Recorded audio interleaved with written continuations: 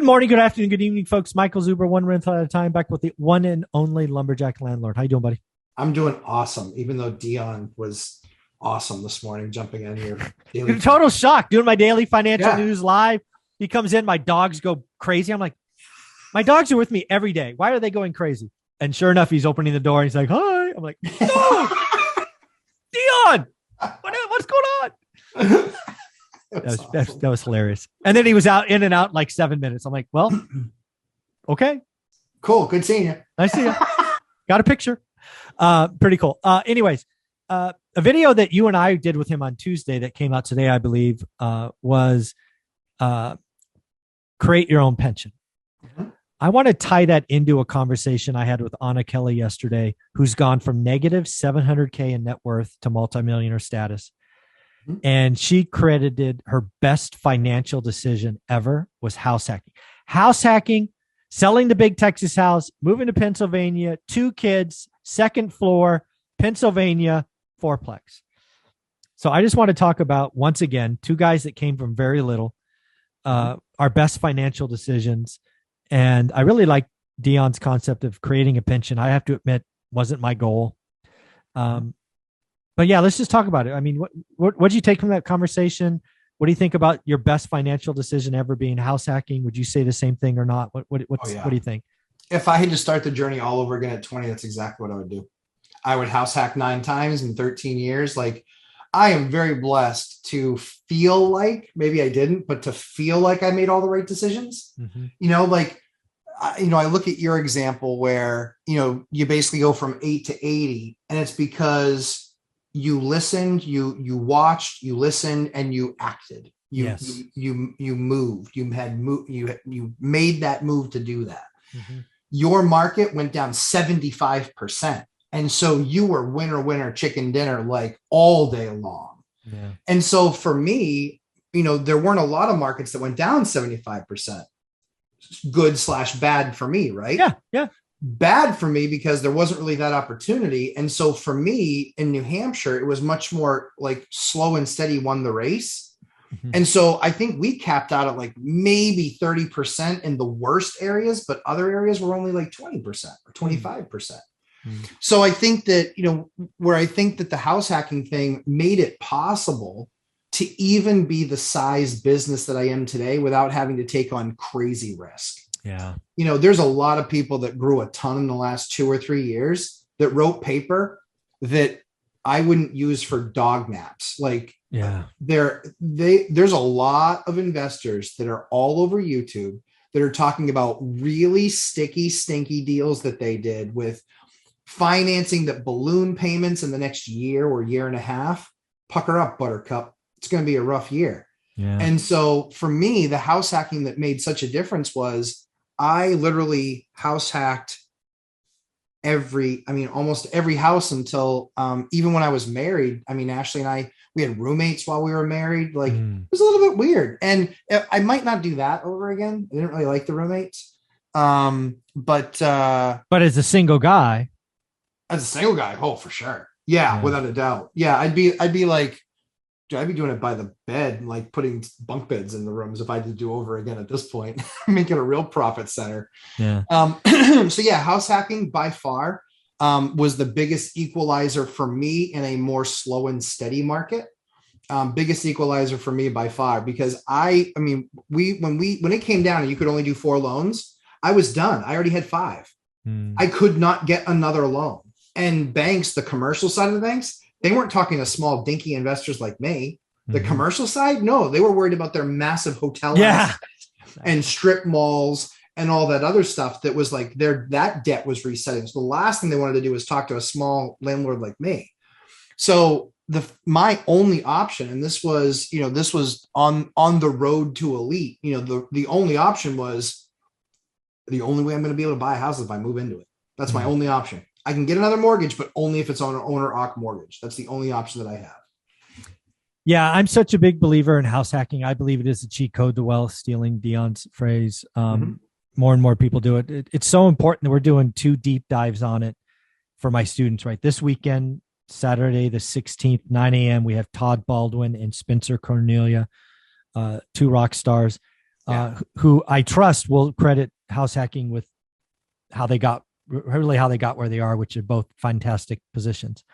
And then the following week, we're going to have you and Dion on to talk about house hacking units because they're different.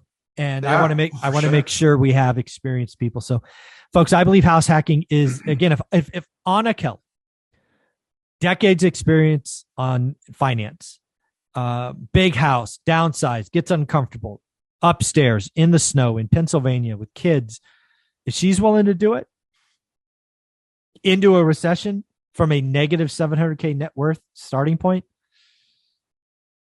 yeah, it's pretty good. And then the other thing about Dion and that pension conversation, I never looked at it that way. That topic he sprung on us was awesome. Because for me, all I was trying to do was have a better retirement. My vision when I bought Norris Drive is, damn it, I just want to get to 4. I had no dreams of 8, let alone 80, let alone whatever. It was like, no, man, we're going to get to 4. My whole thought process was, I want to have a better retirement than my parents. Selfishly speaking, that was the extent of my goal. That was it. Sure. Wasn't a big goal, but for me, it felt like a big goal after losing all that money in the stock market. But then, yeah, you're right. Do the homework, daily discipline, all the stuff that I'm really good at. Listening, taking action. Yes, it really can become something. And retired at 45 and haven't worked a day in my life since. So it really is like a pension, I guess. Oh, for sure. I mean, I think, so Millennial Mike and I did a video on my channel this last week, and it was really kind of who inspires you. I saw that. And so inspiration versus motivation. And so what I think is I think there's, why doesn't the mute work? Mm-hmm. So inspiration and motivation, I think that there's a difference. Yeah. I think that inspiration is somebody that your story is very inspiring. I believe my story is pretty inspiring. I would agree. But what we did is where we go from inspiring to motivating. Correct. This is how we did it. You can do it too.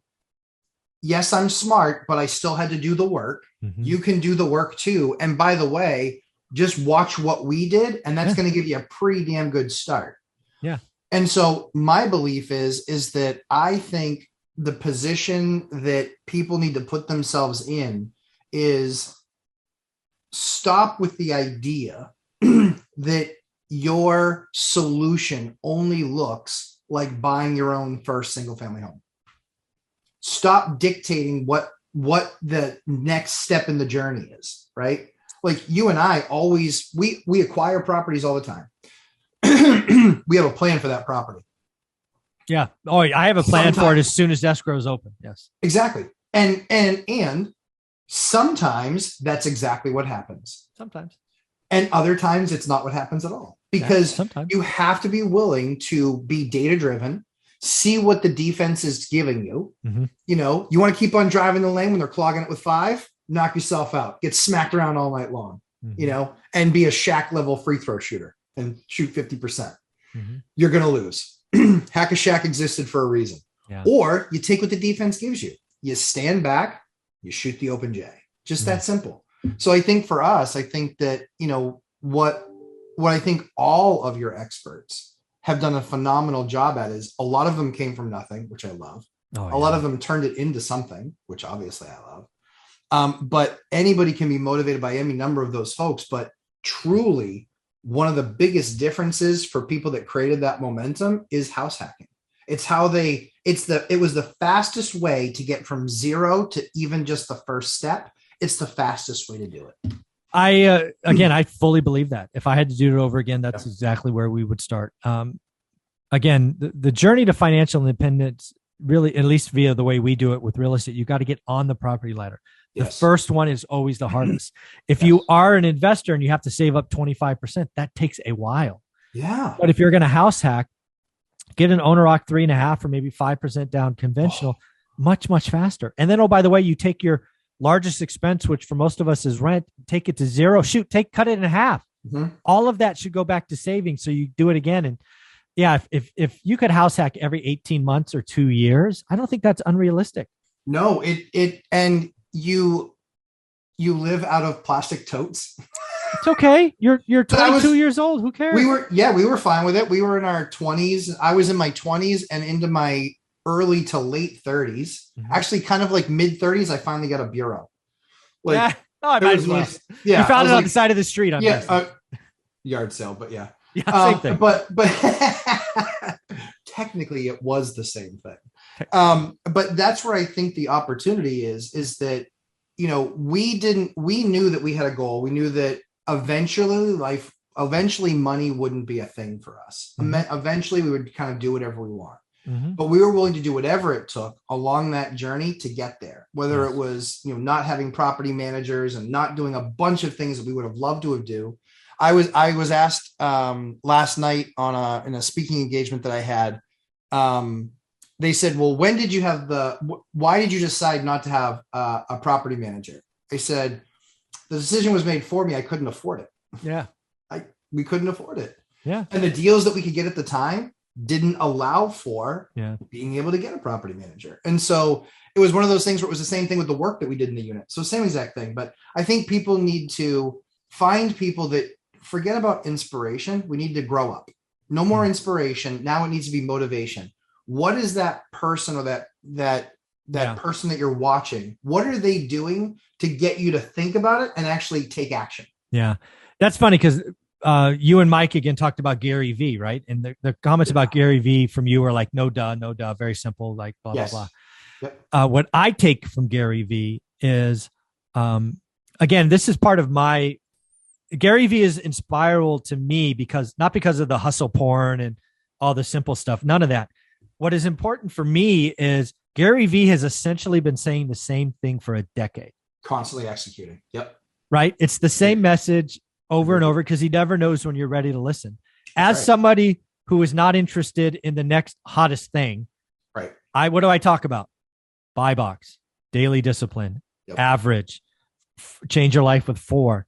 My story hasn't changed in 4 years. You can watch my 2008 Bigger Pockets interview with Josh Dorkin. It's essentially the same crap. So what makes me feel good is I look at Gary V saying, well, Gary V saying the same thing in 2022 that he did in 2012. It gives me hope. Unlike other creators, like every year it's a different gig or different thing. Dude, I'm the same guy from 5 years ago. So that's what that's what I take from Gary V is just be yourself. Keep saying the same thing. Yep. Consistency. I think that there are a lot of people that I think he's great for the overthinker. Oh yeah. Go.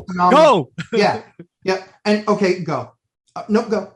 Yep. Go. Okay, go. Yep. Nope. Do that plan and go. Okay, cool. When you get home, on your way home, you should be texting people. So when you get home, you can go.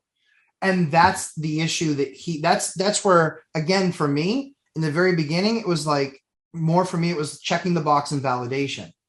I think that Grant Cardone was different for me because he was a bigger thinker. Yeah. He does a really good job of painting the bigger picture. And so I think I, would have or could have stopped at kind of 50, 60 units and been like, I got 60. Like, what do I need? Like, where do we need to go from here? I've got 60. Like, and now it's 120. And actually tonight we close on a 4-plex that gets me to 121. So it's double in 36 months or 30 months. We doubled in size because that's the snowball, right? That Dion Oh, yeah. Absolutely. And so, I think that, house hacking is absolutely the cheat code to wealth. I could never have built, Dion, it says he'd still be working. He'd have 1 rental property. If you didn't transition out of those 8 into the 80, you'd still be working.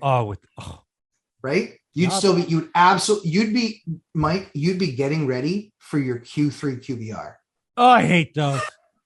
Yeah, I would. Absolutely. No question. You'd be getting ready for your Q3 QBR. And so for me, and I'm still having to get ready for my QBR, but even with that said, for me, that was really the biggest difference for me is that in looking at this, it's like, we just kept on growing. And I think about my first 4 properties and kind of where those are now and what the rents are now. And it's like, like at 60, 65, like I could still live on that, but I'm so glad that we just continued to grow and just the only focus was, Tom Brady's famous line is what's your favorite championship? And he says the next one. So what's my favorite deal? It's the next one. Like I like all my deals, but my favorite deal is my next one. Yeah. Yeah. And really what inspired that doubling is you were comfortable recycling capital, right? Yes. Which is something Dion has chosen not to do. Yes. You would not be doubling if you didn't recycle capital. No. And now I look at it, Mike, and on this last cash out refi, I think out of that, probably $4.5 million, just that one refi, $4.5 million on just that one refi. I think I actually have $0 in those deals now. Yeah. My entire portfolio is 0 at this point. It's pretty crazy to think about. Yeah. I mean, that's nuts. That's just rolling dollars, right? That's just like not even my own dollars anymore. Exactly. Out of this one into this one, out of this one into this one. I'm very excited. Samuel has taken an interest in Monopoly. Oh, lovely. Oh yeah. That's fun good. One. Nice. It's good. Yeah. So I was like, son, that's kind of what daddy does. Yeah, exactly. So it'll be so much fun. But yeah, I would just encourage people, stop thinking that there's only X way. There's a bunch of different ways. Look at Todd Baldwin and Spencer Cornelia, who are going to be doing that. I remember when your channel was about 4,000 or 5,000 and Spencer's was about 40,000 or 42. And so you've basically 10X'd, he's basically 10X'd. He's 450, 460 now. Yeah, he's monster. Yeah. Monster and awesome content. And the cool thing is he's using the revenue that he creates. What is he doing? He's buying more house hacking real estate. Yeah, it's just phenomenal. Yeah, I look forward to Saturday. Again, the beauty of what I try to do here is I stay in my lane. I'm happy to go deep anywhere I'm comfortable. When I don't know, the channel, I don't think I could have done what we're going to do Saturday when I was 3,000 subscribers. No. Now that we're 30. Yeah, exactly. Now that we're 35, we're like, yeah, I'll give you 90. He's giving me 90 minutes on his Saturday just to give back. And oh, by the way, I'm going to do it with my students live, but we will put it on YouTube. That's awesome. I'm not going to put it behind some paywall, right? We're going to control it so I don't get any spammers and stupid bots. Yes. But then we're going to give it away. It's just the right thing to do. So yes. Very cool. Well, where can people find you? Lumberjack Landlord on YouTube and on Instagram, and my live stream 11:30 a.m. Eastern time on Sundays. Awesome. Thanks, buddy. I appreciate you. Thanks, Mike. Bye.